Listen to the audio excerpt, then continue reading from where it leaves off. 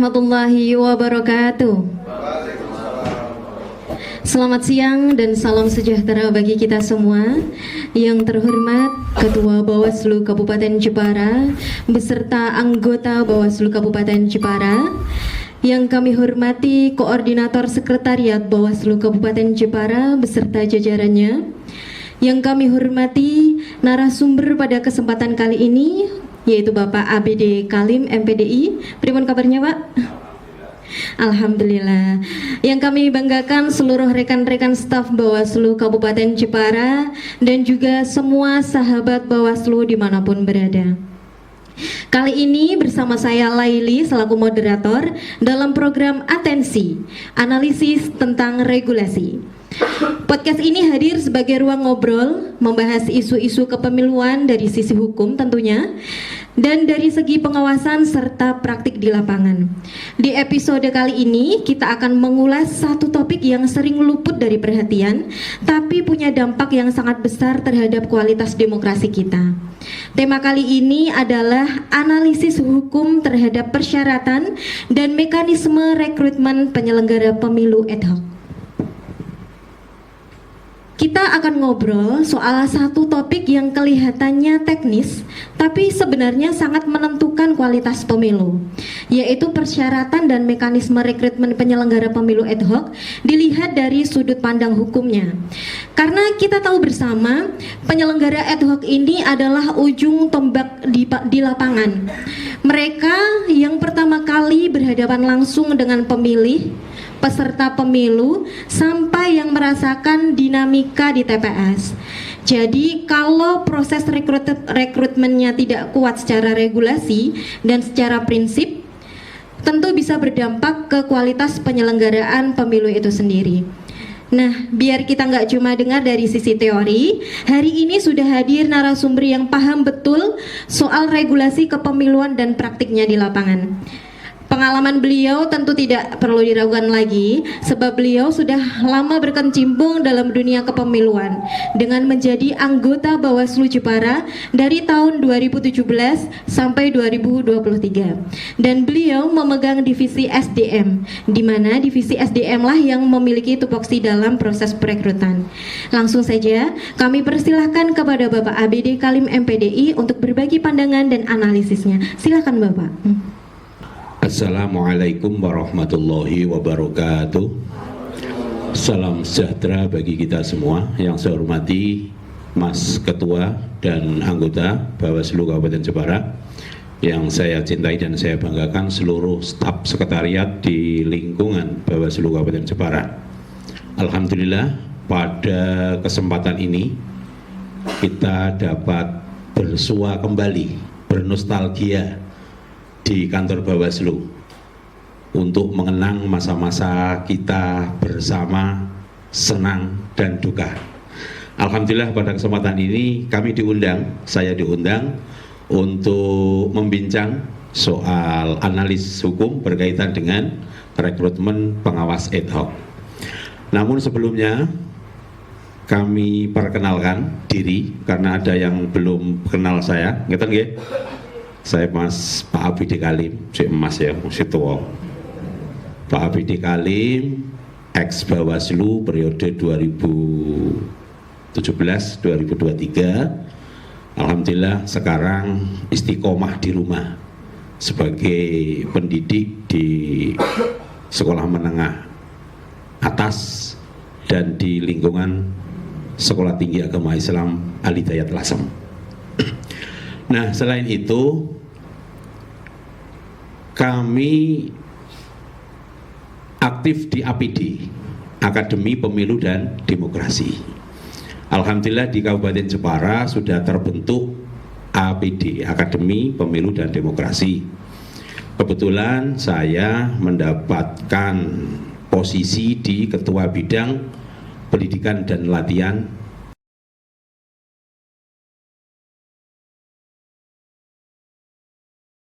di Kabupaten Jepara. APD sudah terbentuk, kemudian di tingkat kecamatan juga sudah terbentuk. Komposisinya adalah kebanyakan dari mantan-mantan penyelenggara pemilu, baik dari KPU maupun Bawaslu. Dan harapan kami, Mas Ketua, karena konsen APD adalah konsen di bidang pemilu, maka harapan kami ke depan kita bisa kerjasama, bisa sinergi dengan penyelenggara pemilu, dengan pemerintah, dengan partai politik, karena kita sama-sama konsen di penyelenggaraan pemilu dan demokrasi. Cuman kami lembaga independen yang tidak ada kucuran dana dari pihak manapun. Kita sebagai insan-insan yang peduli dengan proses demokrasi, tentu kita tidak aktif sepanjang kita ada dana dari pemerintah.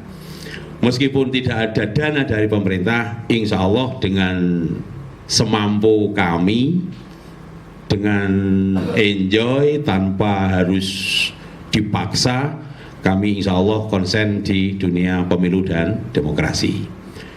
Nah, yang namanya mitra, mitra itu ada kalanya kita kerjasama, ada kalanya kita itu ke depan ya sebagai kontrol dan sebagainya. Untuk di tingkat pusat, APD dengan KPU, dengan Bawaslu sudah berjalan terjalin dengan baik sekali. Mungkin dalam hal riset dan sebagainya, APD bisa dilibatkan untuk menjadi hal-hal yang menjadi program-program KPU dan Bawaslu. Itu sekilas daripada APD. Jadi kami diundang ini bukan atas nama Pak APD Galem secara pribadi ya, tapi diundang atas nama lembaga kami, yaitu Akademi Pemilu dan Demokrasi. Mudah-mudahan besok ketika masuk tahapan kami bisa bermitra dengan penyelenggara pemilu lebih intens lagi. Tentu dengan penyelenggara pemilu, dengan Kesbangpol, pemerintah, kemudian partai politik dan yang lainnya yang konsen dengan pemilu dan demokrasi. Selanjutnya berkaitan dengan tema yaitu analis hukum tentang rekrutmen pengawas ad hoc. Apa yang disampaikan oleh Mbak Amira prolognya tadi itu betul sekali. Jadi pintu masuk seorang penyelenggara pemilu khususnya, ya ini berkaitan dengan pemilu pengawas ad hoc, pintu masuknya adalah di seleksi. Sepanjang seleksinya itu bagus, sesuai dengan undang-undang, integritasnya terjaga, independen, terbuka, profesional, saya pastikan akan menghasilkan pengawas-pengawas pemilu yang berkompeten, berintegritas, dan profesional. Namun sebaliknya, jika proses rekrutmennya ini sudah tidak baik, mungkin secara prosedural oke, tapi secara substansi belum maksimal, tentu akan menghasilkan pengawas pemilu, penyelenggara pemilu yang asal-asalan. Jadi masuk ke lembaga penyelenggara pemilu yang menentukan adalah di mana proses seleksinya. Dulu kami sebagai SDM tentu sebaik mungkin bagaimana seleksi ini betul-betul dilaksanakan dengan sebaik-baiknya, independen, akuntabel, dan profesional. Karena jika rekrutmen ini sudah dipengaruhi oleh pihak-pihak luar, sudah tidak independen lagi, maka tidak bisa kita harapkan seorang pengawas pemilu itu bisa betul-betul yang seperti yang kita inginkan. Begitu, Pak. Kalau kita bandingkan antara aturan yang tertulis dengan praktik di lapangan, Pak, menurut Bapak bagian mana yang paling sering menimbulkan tantangan atau persoalan, Pak? Oh ya, gini, penyelenggara pemilu dalam melaksanakan tugas dan kewajibannya secara prosedural, opo jari undang-undang, opo jari juknis, opo jari aturan. Saya rasa itu sudah sudah terpenuhi secara normatif, secara tekstualis, ya. Tapi secara substansialnya, nah ini yang belum sepenuhnya dapat berjalan dengan baik. Karena apa? Ketika kita menyelenggarakan event seleksi nyun sewu, kepentingan yang ada di luar sangat kuat sekali. Aku ngomong ke liyo ya, ngomong ke awakku dewi. Karena yang namanya independen menurut teori adalah bebas dari intervensi pihak manapun, baik itu dari pihak pemerintah, pihak ormas, pihak partai politik. Kemudian jangan sampai yang namanya independen itu kemudian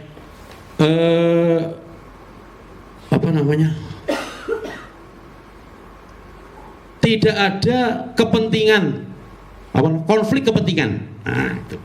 Secara teori begitu, tidak ada campur tangan pihak luar dan tidak ada konflik kepentingan.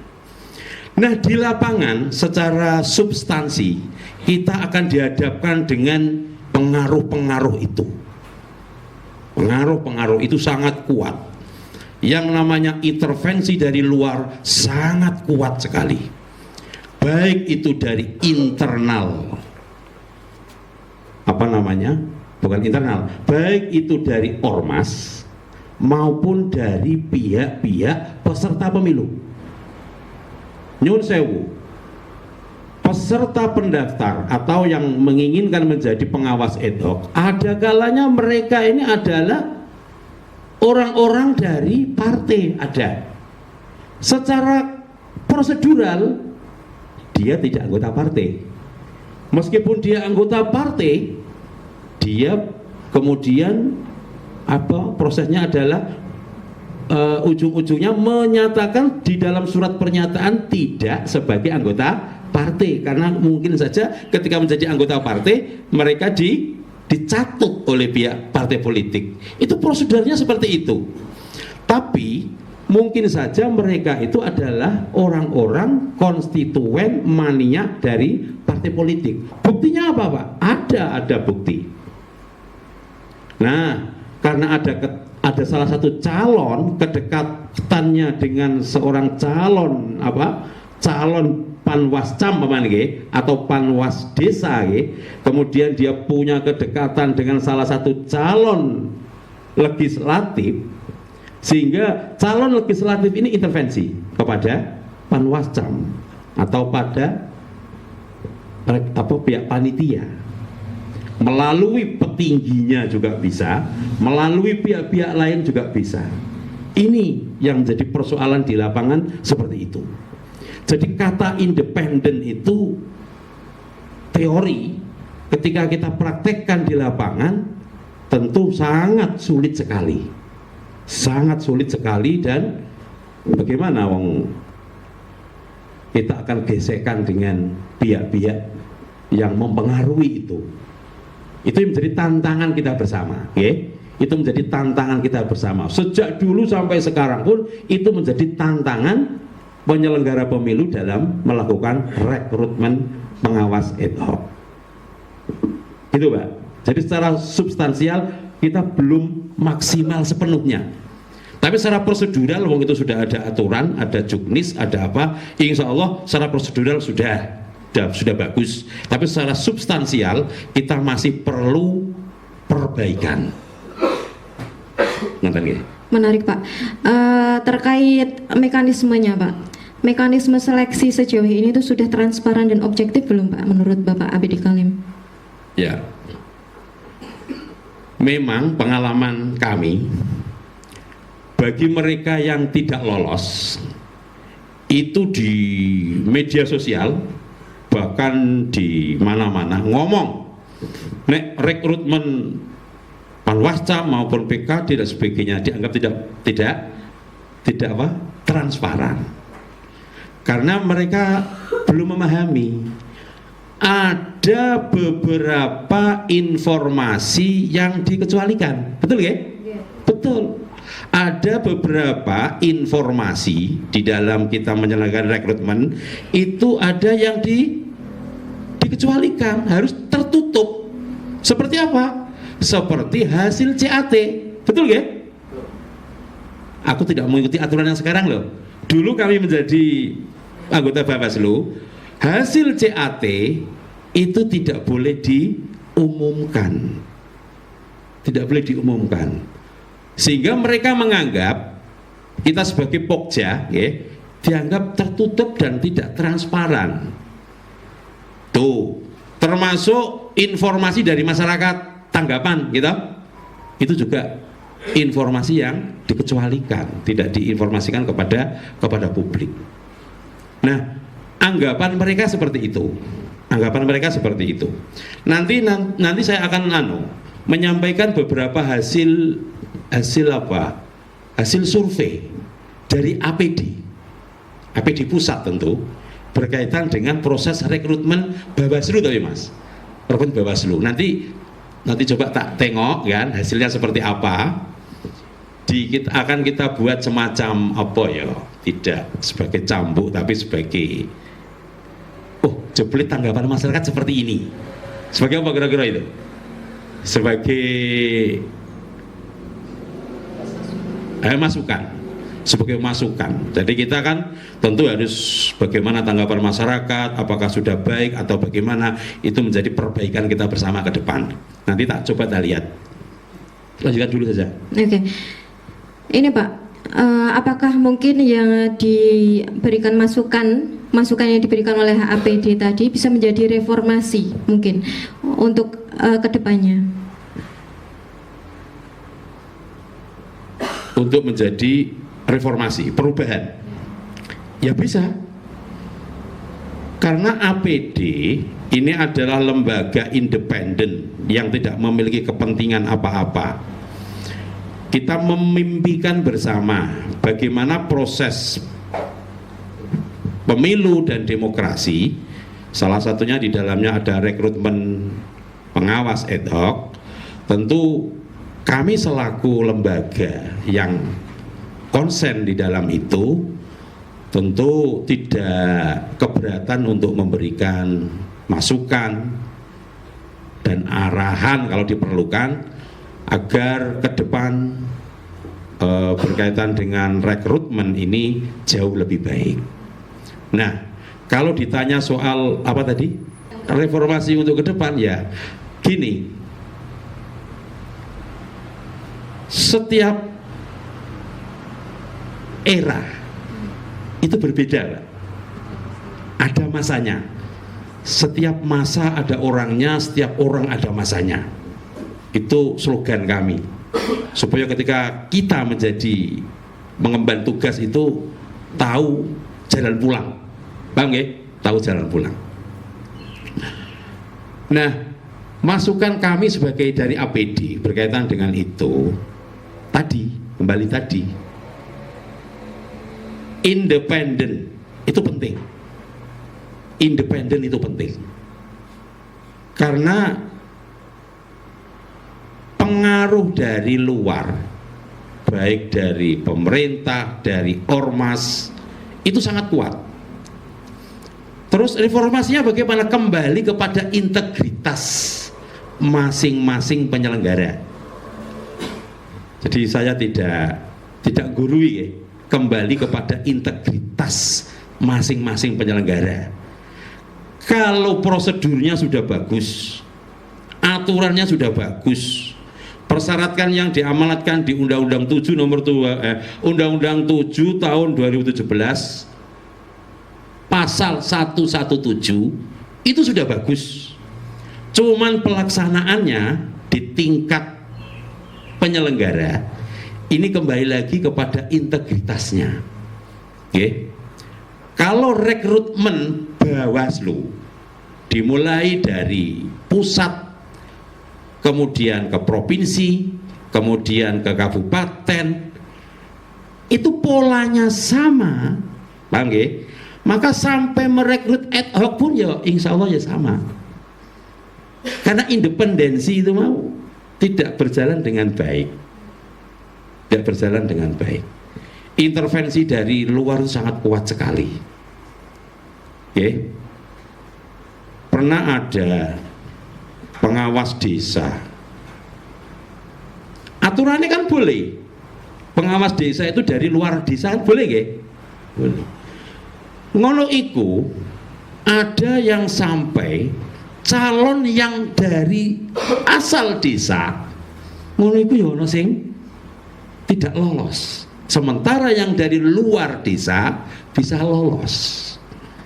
Kan substansinya kan tidak kena kalau begitu. Meskipun secara prosedural boleh kan? Secara prosedural boleh. Tapi menurut substansi lebih baik ya memang mengutamakan yang dari dalam. Karena pengawas desa itu tidak sekedar mengawasi, tapi menguasai wilayah, bagaimana hubungan baik dengan pemangku kebijakan, dengan petinggi, dengan tokoh-tokoh agama. Kalau yang pengawasnya itu dari luar desa mungkin kurang efektif, meskipun itu secara prosedural boleh. Di ranah itu, Pak, kadang kita itu selaku Pokja ada kepentingan sehingga seperti itu yang menjadi menurut saya itu menjadi PR kita bersama. Ngalake egosentris iki lho sing angel. Ku balaku, iku kancaku. Jadi akan melahirkan pengawas-pengawas yang kompeten, integritas, itu ya dong yang rada kesulitan. Karena dari prosesnya itu masih saja seperti itu. Biasa yang namanya teror. Pernah Mas ada teror Mas? Karena si A ini tidak lolos, teror ada, itu biasa itu. Teror, ada telepon, ada ancaman, biasa. Karena ada calon A tertentu yang ini mungkin notabene ini adalah tokoh ini, tapi kenapa tidak lolos dan sebagainya. Itu biasa menjadi penyelenggara pejabat publik seperti itu, hal yang biasa. Menurut saya seperti itu. Jadi independensi ini masukan kami. Independen. Nah, soal keterbukaan informasi sudah terbuka, pengumuman sudah terbuka, gitu. Cuman ada beberapa informasi yang mungkin di dalam undang-undang kita itu memang tidak boleh dikeluarkan karena itu memang riskan. Gitu, Pak. Oke, baik Pak. Pemaparan yang disampaikan Pak ABD Kalim ini sangat komprehensif dan membuka perspektif kita bersama, Pak. Di program atensi ini, khusus di program ini Bapak, kita memiliki ruang untuk audiens untuk bisa memberikan pertanyaan langsung kepada narasumber. Jadi untuk berikutnya kami persilahkan kepada kawan-kawan, kepada bapak-bapak pimpinan untuk mungkin bisa memberikan pertanyaan, tanggapan atau berbagi pengalaman selama pengawasan selama ini atau selama proses rekrutmen ad hoc selama ini. Monggo kami persilakan. Izin bertanya Bapak, perkenalkan saya Hima, kebetulan baru bergabung juga dengan keluarga Bawaslu, jadi saya mau mengucapkan terima kasih atas ilmu yang telah disampaikan. Namun ada sedikit pertanyaan Bapak terkait dengan proses rekrutmen ad hoc. Jadi dalam proses rekrutmennya mungkin ada possibility atau kemungkinan terjadinya penyimpangan. Menurut Bapak sendiri, di mana titik paling rawan untuk terjadinya penyimpangan tersebut? Terima kasih Bapak. Terima kasih. Langsung jawab ya. Tema kita ini kan masih umum ya. Umum artinya rekrutmen Bawaslu juga rekrutmen ad hoc, Bawaslu juga ad hoc, KPU. Yang ditanyakan adalah penyimpangan dalam proses rekrutmen. Ngerti Mbak? Betul ya? Sudah yang saya sampaikan tadi. Secara prosedural tidak ada penyimpangan, hampir tidak ada penyimpangan. Wong kita itu bermain, melakukan tugas-tugas seleksi, itu sudah diatur sedemikian rupa oleh aturan. Tidak cukup undang-undang, baboni undang-undang, tapi kita diatur oleh Perbawaslu. Selain itu diatur Juknis, sehingga secara prosedural itu tidak tidak begitu ada pelanggaran, tidak ada. Tapi sekali lagi, secara substansial, hakikatnya itu yang kadang masih melenceng dari apa yang dimau undang-undang. Ya, secara substansinya, secara filosofinya, itu kadang masih tidak sesuai dengan substansinya, sesuai dengan apa yang diharapkan undang-undang secara tekstual itu tadi. Contohnya apa? Ya tadi sudah saya contohkan. Dan itu tidak pelanggaran. Dan itu tidak pelanggaran. Karena secara prosedural tidak ada yang dilanggar. Tapi secara substansi itu tidak sesuai dengan apa yang dimaksud di dalam aturan itu. Mungkin soal keterlibatan perempuan, gitu. Keterwakilan perempuan. Di dalam aturan jelas mengamanatkan bahwa perempuan itu minimal 30% harus terlibat. Ngoten niku, kalau kita melakukan seleksi dari hasil CAT, mungkin nilainya sama dengan lelaki.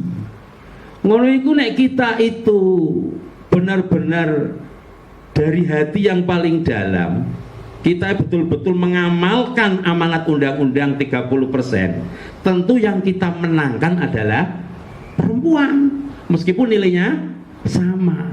Tapi nek kita itu kemudian prosedural, iki ambek iki padha lanang wedok, aku seneng sing lanang, wedok disipak ra dadi. Kan ngoten. Kemudian kok nek wis masuk tahapan berikutnya apa? Wawancara. Si perempuan ini sama sekali tidak punya pengalaman nih. Sementara si laki-laki ini sudah dawek jadi pengawas pemilu. Malah melintang kemana-mana. Ngene iki nek kita mengamalkan undang-undang substansinya, ya kudune perempuan dikasih kesempatan. Kan ngoten. Kita tidak memiliki kepentingan apa-apa loh. Perempuan coba dikasih kesempatan, meskipun dia belum banyak pengalaman, tapi kita gali kemampuannya, koyok punya kemampuan. Nanti kita latih, kita berikan latihan dan sebagainya, tentu mereka akan bisa menyesuaikan. Sementara yang laki-laki ini tadi, wah, wis pengalaman dan sebagainya. Berani tidak kita kemudian meloloskan yang perempuan? Itu yang saya maksud seperti itu. Jadi secara aturan tidak ada yang dilanggar. Cuman secara substansi, itu manggone ndok ati, rasa, itu yang kadang kita abaikan. Yang ada kita abaikan. Gitu Pak Ge. Ya. Assalamualaikum warahmatullahi wabarakatuh. Perkenalkan, saya Gani, juga staf Bawaslu baru juga di sini, Pak. Saya tertarik dengan terkait dengan independensi, ya Pak. Sekarang ini kan semuanya serba sudah punya HP kan, Pak. Otomatis semuanya juga udah bisa mengakses digital, ya Pak. Menurut Bapak ini rekam jejak seorang kan tidak hanya tercermin dari dokumen administratif, ya Pak. Jejak digital itu loh Pak, tetapi kan juga dari aktivitas digital, media sosial maupun unggahan publik, interaksi daring ataupun afiliasi komunitas ya Pak. Dalam konteks rekrutmen pengawasan AGOG ini kan muncul pertanyaan seperti ini Pak, apakah independensi cukup diuji melalui pernyataan tertulis dan syarat formal atau perlu diuji juga melalui rekam jejak digital sebagai indikator integritas dan netralitas ya Pak? Terima kasih. Ya, terima kasih. Saya jawab nanti bukan saya, tapi hasil survei APD. Ngerti nggih? Nek sing jawab saya aku dereno tidak objektif gitu. Hah? Direkam tuh. Oh, mungkin. Ada yang nambah pertanyaan dirangkum? Ada lagi, Mas Andre? Iya.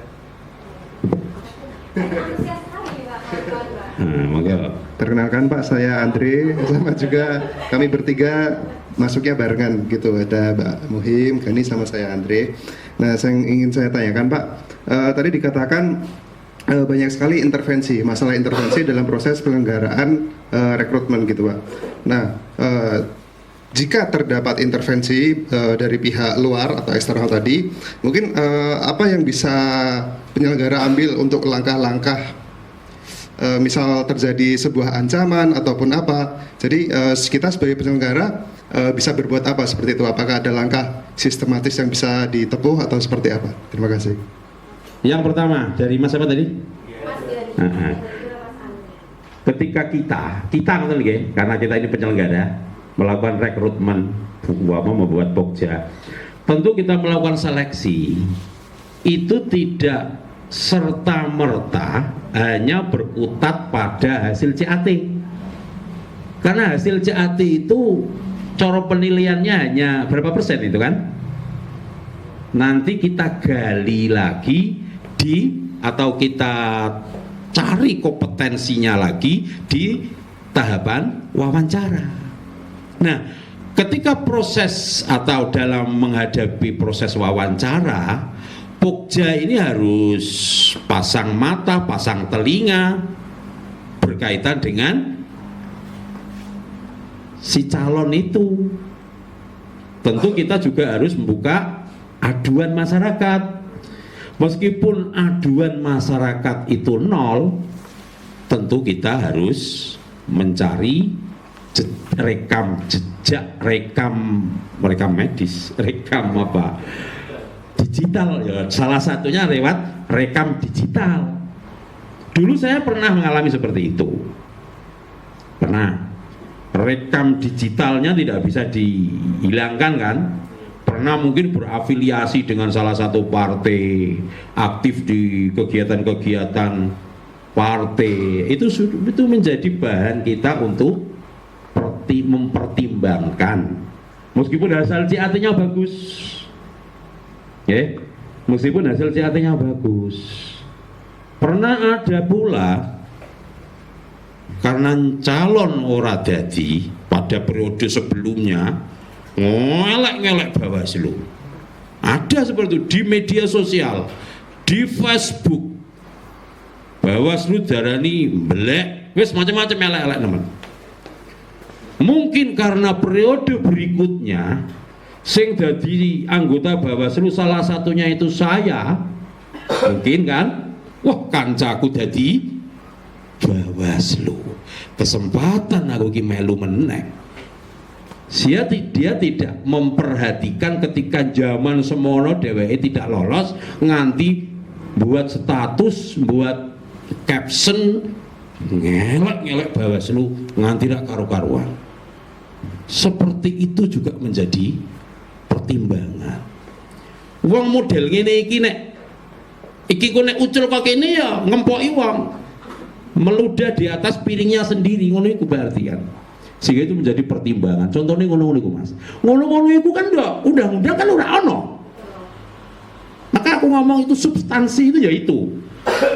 Di aturan tidak ada seperti itu. Itu menang rasa itu. Berbeda dengan pesanan. Aku tidak ngomong nek pesanan Mas. Meskipun wong iku jejake ora genah, meskipun wong iku ya wis tau ngelek-ngelek Bawaslu umpamane. Tapi iki pesanan saka langit.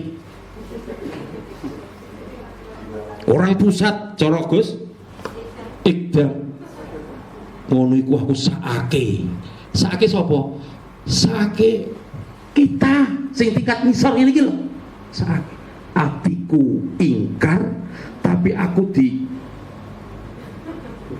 saka suara langit. Iku sing menjadi tantangan kita.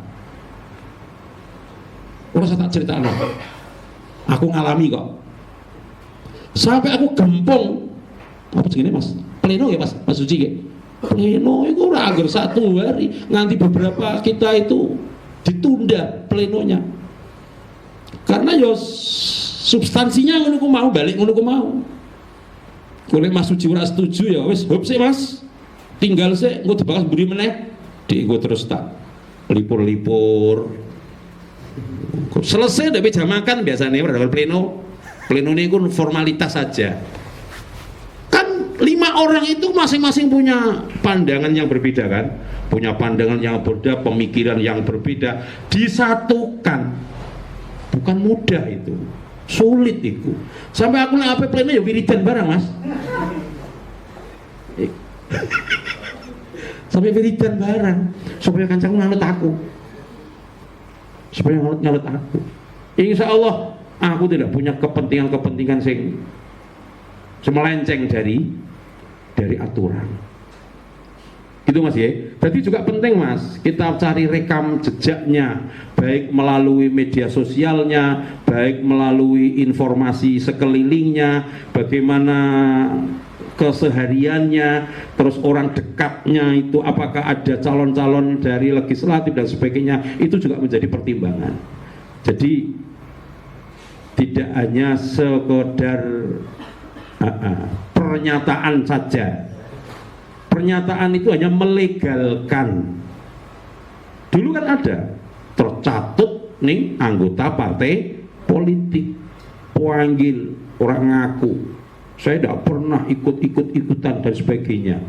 Maka secara prosedural kita terus tuakon tanya kepada pimpinan kita yang ada di Jawa Tengah. Itu ya proseduralnya ya memang hanya membuat apa? Surat pernyataan. Selesai. Jadi meskipun orang tercatat sebagai anggota partai politik, tapi nek memang wong asline iku berafiliasi kepada partai politik kan orang bedane karo mau. Ya kan? Maka sepandai-pandainya kita untuk mencari informasi supaya apa? Kita mendapatkan calon-calon yang betul-betul memiliki integritas. Menurut Pak Abhan, soal pinter itu nomor loro. Pengawas pemilu, penyelenggara pemilu, soal memiliki kompetensi itu nomor loro. Soal kompetensi itu iso diwaca, iso belajar, iso ngodiklat. Ya kan? Ngorokar, wah ini pintar kok, pengalaman. Tapi yang nomor siji itu integritas, itu yang nomor siji. Bagaimana tanggung jawab, independen, betul-betul tidak memiliki kepentingan yang lain dan sebagainya ini. Integritas nomor siji. Pinter itu nomor loro. Memang betul. Tak rasa-rasanya benar. Aku asalnya orang pengalaman, orang paham, tapi karena aku tekun belajar, gelem takon kancani, gelem diskusi dengan kancani, itu akan menjadi paham dan ngerti tentang aturan main, tentang undang-undang dan sebagainya. Tapi sing jenenge integritas itu gawan bayi. Gawan bayi. Nek pawakane jan leca-leci, roy duit bae ngono ku yo ono. Urusan gawean niku rada tapi nek urusan duit tukang takon ngono ku ya ono. Kembali kepada integritas masing-masing. Dele ono sing nggawa wedokan ngono ku ya ono. Loh, banyak teman-teman kita yang gitu, Mas Suci, dihentikan di tengah jalan itu gara-gara orang kuat coba. Jadi pejabat bayaran yang akeh temani mobil, terus ora-ora itu dilakoni. Itu kembali kepada integritas nomor satu. Terus pertanyaannya Mas, ya, mau? Bagaimana mau? Jika ada intervensi Pak dari luar, apa yang perlu dilakukan Bawaslu supaya tetap berintegritas? Nah intervensinya itu mau sangka swara langit Mas, aku rasa jawab. Soalnya orang rasa dijawab, kira. Tapi nek intervensinya itu adalah orang-orang yang tidak mempunyai kepentingan dengan kita. Aku berbuat A, orang ngefek ambek kue. Betul nggih? Aku berbuat B, orang ngefek karo kena. Kita berani. Artinya apa? Kita berjalan membuat keputusan sesuai dengan yang sebenarnya. Ya Pak Susi, ngerti nggih Pak Susi? Nah yang intervensi itu hanya orang-orang itu berani, wah tidak ada efek, tidak ada apa kepada kita, aman-aman saja. Buatan anu tok Mas, buatan dalam rangka rekrutmen saja. Ketika Bawaslu melakukan penindakan, itu intervensi dari luar juga banyak, Mas. Banyak itu. Maka Pak Suci harus pengalaman mesti ini. Wong iki ngene tak tindak kira-kira efeknya apa? Wong ini kira-kira tak tegasi kira-kira efeknya apa? Harus seperti itu memang. Harus seperti itu memang. Ketika kita melakukan penindakan itu kadang ya sama, Mas. Sama. Aku ora ngomong ke Jeporo kondusif, api. Tahu ono di kabupaten yang lain. Calon bupati tindak Bawaslu, beberapa kali ada pelanggaran ditindak Bawaslu, kira-kira bupatinya jadi ke depan Bawaslu ora majine do ngarepe bupati, jalur anggaran dipersulit, pernah sampai dimediasi oleh pusat apa jenenge kan? Mendagri. Itulah resiko kita sebagai penegak hukum pemilu. Ketika pemain-pemainnya itu kita sumprit, kita tindak, tapi nyatanya kok akhirnya jadi rojo, itu akan resikonya di situ. Biasa mereka, biasa. ASN yang ngono sing terlibat ngono iku mbok tindak sampai DE kemudian wirang dan sebagainya. Engko nek calone dadi tingkrik dadi kabit, dadi kepala dinas. Sono, ono kepala dinas, tapi nek ora dadi ya lage DE. Tapi DE wis pinter kok prediksi iki bakal dadi ta. Jago nih, apa dikewak-kewak Bawaslu lara urusan. Justru dikewak-kewak malah aku teraniaya, ngono nek dadi aku tuh hadiah. Jadi saya lagi intervensi itu seperti itu memang berat. Kadang dari ormas, kadang dari partai politik, kadang dari pemerintah. Biyen niku pan wacamono laporan mbek aku zaman aku jadi intervensi dari pihak camat. PKD wae lho camat melu campur tangan. Petinggine melu campur tangan. Karena ada kepentingan memang. Pesenannya salah satu caleg iku. Supaya aku nek sing penyelenggara si A, aku engko kepenak, aku engko ngene migol-migol atau wah ora ana sing ngaru-ngaru. Itu tantangan kita bersama. Dari masa ke masa persoalannya rata-rata ya jan iku. Ya, ini hasil survei APD berkaitan dengan seleksi Bawaslu. Okay. Dalam hal apa ini? Dalam hal kedekatan calon dengan tim sel. Diteliti. Itu ada 39,3% responden mengaku memiliki kedekatan dengan tim sel. Ini kan tidak independen kan?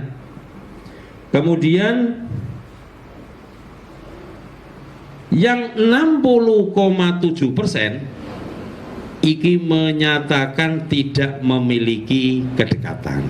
Artinya apa? Independensi kita itu masih diragukan. Iki bukan piye-piye aku ya. Iki hanya sebagai apa?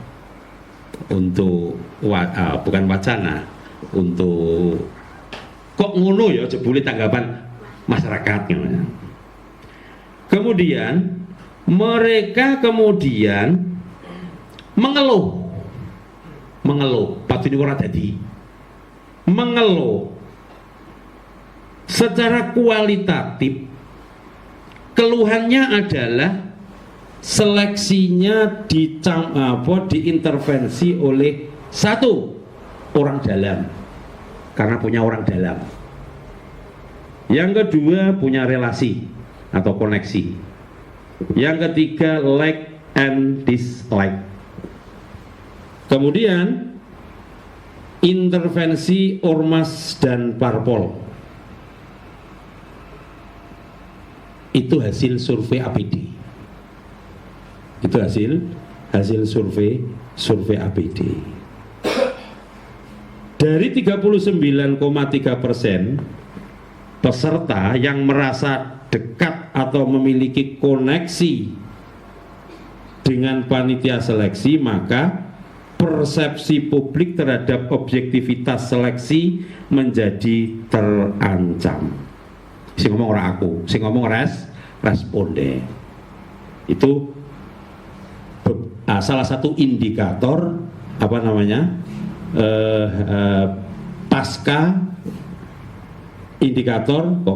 indikator saat seleksi Bawaslu.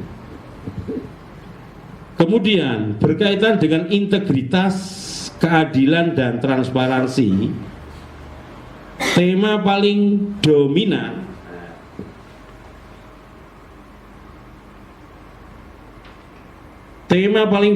dalam keluhan responden adalah krisis kepercayaan terhadap proses. Responden menggunakan istilah tadi, koneksi dan relasi, kemudian ada orang dalam, ada like and dislike, kemudian intervensi ormas atau parpol.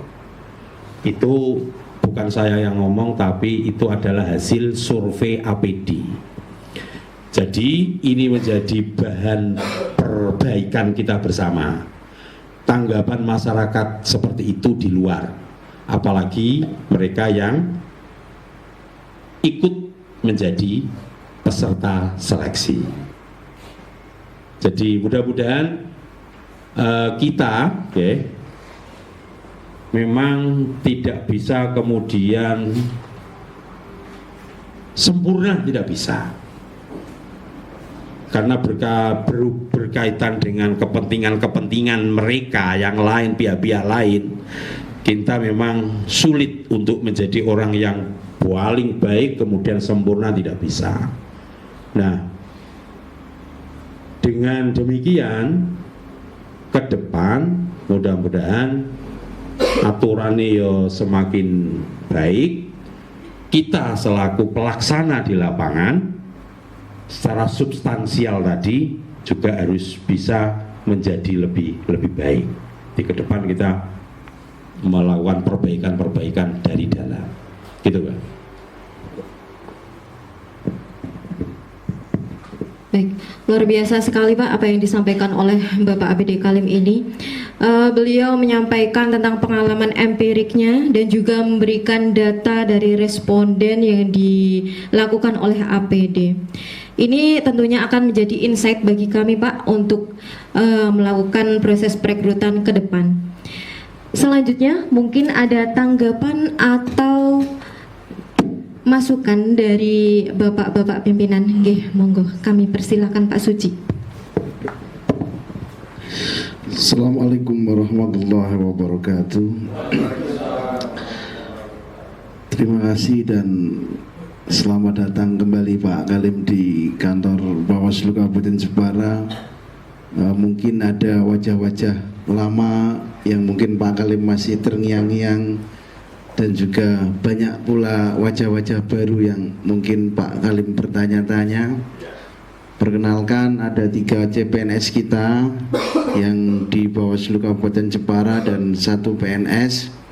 Yang CPNS yang tadi 3 bertanya itu Pak, itu CPNS Pak, gajinya masih separuh. Yang sudah PNS ada Mas Aji, berdiri Mas. Ya, Mas Aji mana? Berdiri Mas Aji. Oh, izin sakit. Oh, di ruangan. Oh, ya. Itu Mas Aji pindahan dari Sigi Pak. Dari Sigi luar Jawa Pak, Pulauan Sigi. Dan ada wajah-wajah baru, orang lama wajah baru Pak. Ada Mas Faruk, ada Mas Yanu. Ya. Ini orang lama wajah baru karena kembali ke Jepara dengan penugasan. Ya, Mas Faruk kan mestinya di Gerobokan, Mas Yanu ini mestinya di Tuban, dan alhamdulillah bisa ditugaskan di Jepara. Tentu atas nama pimpinan kami mengucapkan terima kasih dan apresiasi yang sebesar-besarnya kepada Pak ABD Kalim yang berkenan memberikan diskusi dalam hal memantik konteksnya rekrutmen penyelenggaraan, di mana Pak Kalim punya pengalaman di periode 2018-2023 itu panjang, bahkan di 2017 sebelum Bawaslu ada, dan saya membersamai Pak Kalim, dan saya banyak belajar juga dari Pak Kalim bagaimana menjadi seorang bapak yang ngomong anak-anak lah, kira-kira begitu. Saya banyak belajar dari Pak Kalim ya. Namun begini Pak Kalim, periode 2017-2018 di era-era pilkada itu ada perubahan kemudian di 2019, di mana 2017 ke 2018 itu kan tidak ada rekrutmen, di ad hoc ya, di ad hoc, sehingga tinggal perpanjangan SK dan penetapan kembali. Itu yang membedakan di 2024. Kalau di 2017-2018 itu kan dari pilkada bupati, dari pilkada gubernur menuju pemilu 2019 kan mau ngajak, tinggal kita SK-kan kembali, pengukuhan kembali. Itu di ad hoc-nya, kemudian di Bawaslu-nya hampir relatif ajak. Kalau seingat saya, kalau nggak salah di Provinsi Jawa Tengah itu dari 35 kabupaten kota, hanya beberapa kabupaten kota saja yang terpaksa dihilangkan 1-2 orang. Ini artinya bahwa ada estafet pelaksanaan tugas yang dari sisi, kalau Pak Kalim menyebutkan tadi, kapasitas kemampuan mereka ini faktor. Terlepas dari soal integritas, menurut saya integritasnya sudah diuji karena sudah sebelumnya melaksanakan tugas. Nah, ini yang menjadikan fenomena ke depan juga menjadi bahan refleksi kita bersama. Mudah-mudahan juga teman-teman di APD juga menganalisis. Artinya begini, pasca pemilu 2019 yang begitu banyak korban, maka kemudian pemilu 2024 itu kita minim orang yang mau berkenan menjadi penyelenggara pemilu. Sampai kemudian tidak hanya di tingkat, kalau di tingkat kecamatan masih relevan, masih banyak peminat lah. Tapi kalau sudah sampai tingkat desa, tingkat TPS, wah ini yang banyak orang yang ibarat kata lebih baik jadi tim sukses daripada menjadi penyelenggara, kira-kira begitu. Ini tantangan kita bersama. Artinya bahwa teman-teman di pemerhati pemilu yang lain juga mohon untuk bisa memperhatikan itu.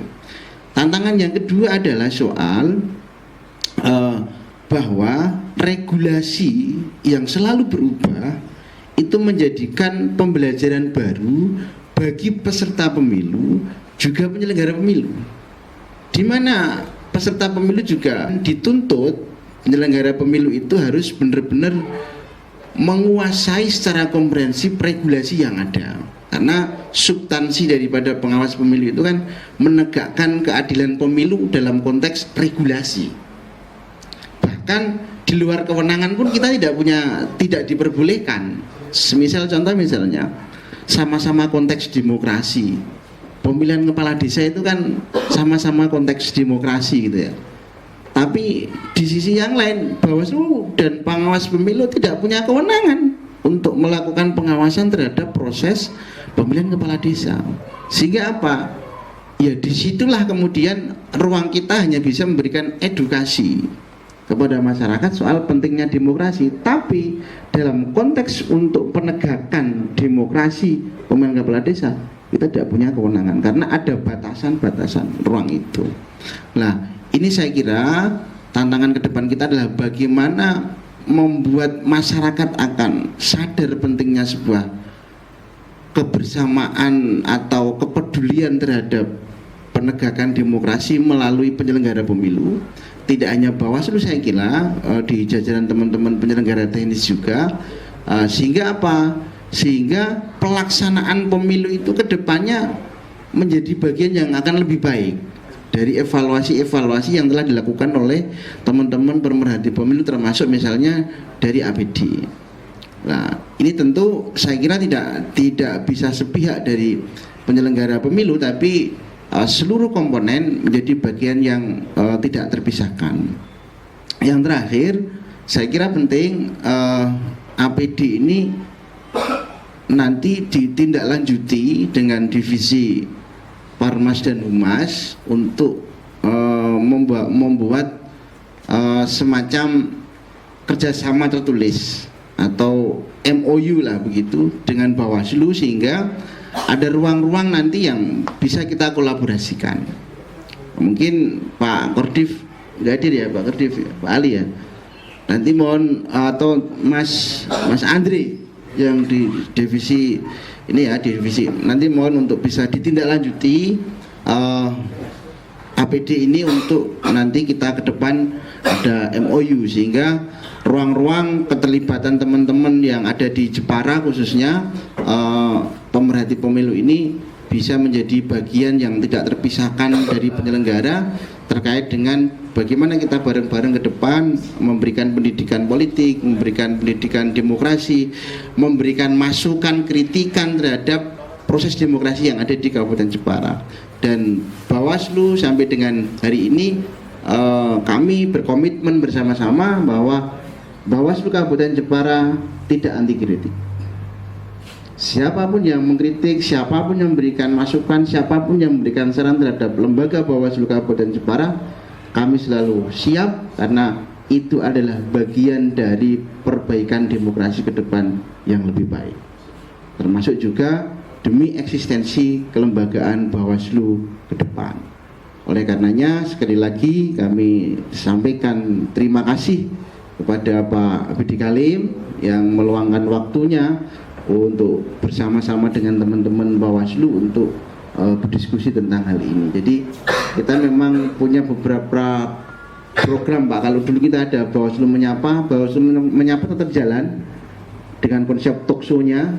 Kemudian ini miliknya divisi hukum Pak, di bawah asuhan Pak Sohibul Habib, yakni atensi, ini lebih ke analisis hukum. Jadi kenapa namanya atensi? Karena analisis regulasi, analisis hukum dan regulasi tadi itu. Jadi disebut atensi karena ya ada atensinya, ada yang bertanya, ada yang menjawab, dialog lah. Karena awalnya tidak mau kita videokan Pak, kita hanya diskusi biasa. Kemudian oleh saya, eman-eman kalau nggak kita videokan, kan ini bagian dari diskusi, bagian dari jejak digital juga. Ya udahlah, kita videokan, tidak harus live, sehingga nanti kalau ada kalimat-kalimat yang perlu di sensor tut begitu bisa di-cut gitu kan. Karena yang namanya orang ngomong itu kan ya slow-slow dan sebagainya, dan lebih ke sisi regulasi hukumnya, sehingga kita jadikan atensi ini juga program diskusi bersama untuk mengasah teman-teman, sekaligus juga menjadi program di media sosial kita di ini. Kita juga ada tambahan beberapa konten-konten yang lain yang sifatnya mingguan dan sifatnya juga bulanan.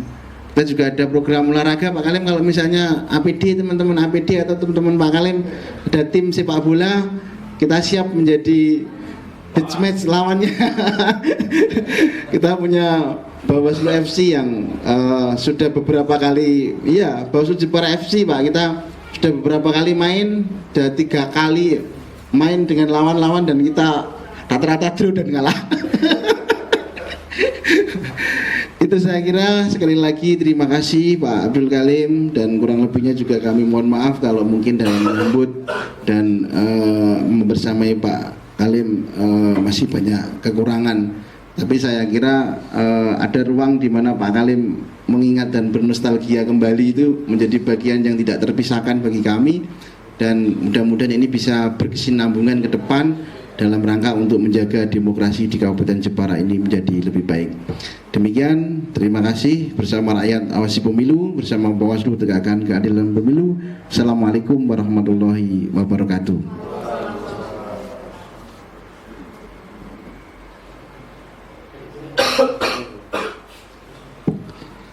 Assalamualaikum warahmatullahi wabarakatuh. Yang terhormat Pak Kalim, ya, ex Bawaslu 2017-2023 ya, Pak Kalim. Dan yang terhormat juga teman-teman pimpinan yang saya hormati, juga teman-teman sekretariat. Alhamdulillah kita hadir pada diskusi pada hari ini. Di sini saya hanya memberikan sedikit saja lah paparan ya mengenai tentang diskusi pada siang hari ini. Ya tentu menurut saya secara regulasi kita ini memang seperti apa yang dikatakan oleh Pak Kalim ya. Itu ya semuanya sudah, saya kira sudah baik ya. Sudah ngomongnya independen ya sudah independen ya Pak Kalim. Sudah transparan ya sudah transparan. Namun yaitu di dalam prakteknya itu yang mungkin sulit sekali kita melakukan sesuatu yang lebih baik lagi gitu. Karena memang kuncinya sebagai seorang pengawas itu adalah integritas, independen. Karena ini juga sangat mempengaruhi kredibilitas pengawasan kita, Pak Kalim. Jadi menurut saya ya seperti tadi pertanyaan yang belum dijawab Pak Kalim katanya nggak bisa menjawab tadi pesanan dari pusat. Ya memang kalau kita mau menjadi pengawas yang baik ya, pengawasan yang baik ya memang kita harus mempertahankan integritas kita, baik itu meskipun tekanan dari luar, ada pesanan gitu, seperti yang kita lakukan di pemilu 2024. Di dalam proses-proses pengambilan keputusan kita menentukan pengawas-pengawas ad hoc, kita juga berpedoman satu adalah integritas kita, independensi kita, karena kita mau menempatkan pengawasan kita ini menjadi lebih bisa dipercaya oleh masyarakat gitu. Sehingga ini sangat penting sekali, integritas kita, independensi kita itu harus kita pertahankan gitu. Kalau transparan contohnya adalah di dalam waktu melalui mekanisme perekrutan di masa saya itu ya, itu tentu saya juga nggak kenal siapa namanya tim seleksinya gitu ya, tim penyelenggaranya gitu. Di sana itu saya menjadi orang yang baru gitu, nggak kenal siapa-siapa. Itu adalah salah satu bukti bahwa apa yang kemudian sudah dilakukan dalam proses perekrutan ya di dalam pengawasan Bawaslu itu saya kira itu sudah baik. Mungkin ya ada sedikit sesuatu yang memang tidak bisa untuk kita pengaruhi lah. Contohnya adalah kita sudah memilih Panwas ya, Panwas itu. Secara sejarahnya orangnya ini ya sudah kita amati. Tapi pada pada kenyataannya ya mereka masih punya hubungan dengan partai politik. Ini kan tidak bisa kita pengaruhi gitu. Ini kan tidak bisa untuk kita tentukan gitu. Karena ya yang namanya tidak netral itu ya memang dari dirinya sendiri gitu, dan dia juga bukan merupakan bagian dari partai politik gitu, apalagi namanya tidak juga masuk ke sipol gitu. Ini memang dia mungkin ya kenal lagi gitulah gitu, atau mungkin kenal setelah menjadi pengawas gitu kan. Nah itu kan nggak bisa dipengaruhi. Mungkin di dalam 2024 kita sebagai divisi penanganan pelanggaran gitu ya, ada beberapa persoalan di bawah di dalam perekrutan ya, terutama di jajaran KPU ya. Nah kita juga sudah melakukan beberapa pencegahan ketika kemudian ada tanggapan masyarakat, ada informasi di media sosial, ternyata calon-calon ini habis ketemuan dengan calon atau tim sukses itu. Nah, kita sudah melakukan itu secara integritas, dan juga kita juga melakukan saran perbaikan kepada KPU, sehingga kemudian orang-orang yang kemudian dicurigai ya itu dekat dengan partai politik, apalagi setelah ketemu dengan calon, nah itu akhirnya kemudian dari KPU juga secara langsung juga tidak jadi gitu. Nah, inilah salah satu bentuk integritas kita gitu. Integritas menurut saya sangat penting sekali gitu, harus dipertahankan meskipun ada tekanan-tekanan dari luar. Itu mungkin dari saya. Terima kasih. Akhirul kalam, wabillahi taufiq wal hidayah. Wassalamualaikum warahmatullahi wabarakatuh. Terima kasih. Assalamualaikum warahmatullahi wabarakatuh. Menyambung dari pimpinan lain yang kami hormati, pada kesempatan kali ini terima kasih atas rawuhipun Pak APD Kalim dari APD Jepara, yang juga merupakan Komisioner Bawaslu 2018-2023. Matur nuwun sangat, semua paparan yang diberikan sangat terasa daging Pak materinya Pak, bagi kami ya Pak yang sedang haus pengetahuan, terutama teman-teman yang masih menyesuaikan dan masih baru di lingkungan Bawaslu. Saya kira hal ini merupakan suatu hal yang sangat penting bagi kita semua. Selanjutnya Pak, berkaitan dengan hal ini juga kami menyoroti beberapa hal yang sebenarnya perlu dipertahankan dari persyaratan perekrutan di tahun 2024. Diantaranya mungkin karena ini belajar dari pengalaman 2029 yang banyak pengawas maupun bagian dari kami penyelenggara ad hoc itu yang gugur atau meninggal dunia, sehingga memang diperlukan adanya batasan maksimal usia bagi pendaftar. Dan itu mungkin kemarin sudah direspon dari pimpinan Bawaslu RI terkait dengan batas maksimal usia, karena memang ini menjadi hal yang berkaitan dengan fisik nanti di lapangan Pak, dan itu memang perlu. Yang kedua, berkaitan dengan adanya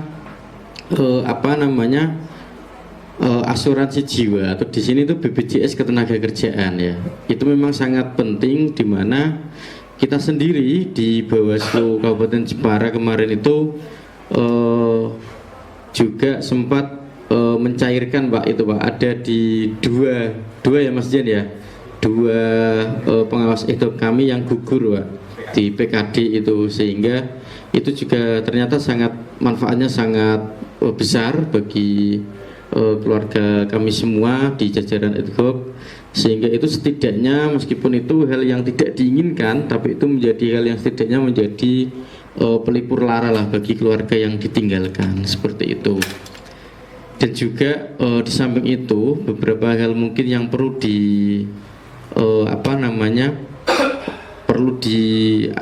diwujudkan dalam persyaratan perekrutan ad hoc tersebut, yaitu mungkin diantaranya itu adalah tadi Pak, penegasan terkait dengan tercatut dalam sipol, karena itu menjadi bahan pertimbangan bagi kami dan juga dari pimpinan pusat, bahwasanya sempat ada semacam penegasan Pak, kalau yang tercatat sipol mending tidak usah saja, langsung dicoret ya. Padahal di sini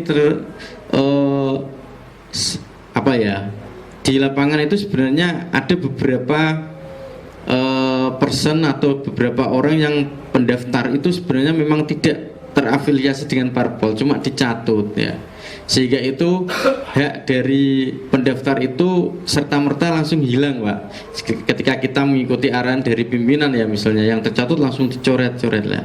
Itu mungkin kedepannya harus perlu ada penegasan yang seperti apa, dalam artian tercatut sipol ini nanti mekanismenya penyelesaian seperti apa juga harus perlu diperjelas seperti itu. Mungkin itu dari kami Pak, sedikit tambahan untuk teman-teman semua juga. Terima kasih Pak Kalim. Assalamualaikum warahmatullahi wabarakatuh. Terima kasih Pak Kalim. Kita sudah diingatkan tentang integritas yang pastinya kita akan jaga betul integritas itu, dan kita mau juga ketika nanti kita bahasanya terpeleset bisa diingatkan, karena berpedoman bahwa kita Bawaslu adalah pengawasi, tapi kita sebagai pengawas juga diawasi oleh masyarakat. Maka ketika nanti kita tergelincir, mohon untuk bisa diingatkan. Itu kita kemarin ada satu Pak di perekrutan waktu pilkada itu atau pemilihan, itu satu masukan masyarakat yang memang tujukan kepada satu calon Panwasjam, dan kita lakukan sesuai prosedur, kita panggil, kita verifikasi dan sebagainya, memang betul, dan orangnya tidak kita loloskan. Dan itu bukti bahwa kita meletakkan integritas di atas segalanya. Kemudian yang selanjutnya adalah terkait dengan 30% tadi perempuan. Ada beberapa kendala di kami Pak yang kita temui. Yang pertama di syarat itu harus ada keterwakilan. Jadi bahasanya adalah memperhatikan keterwakilan 30% perempuan.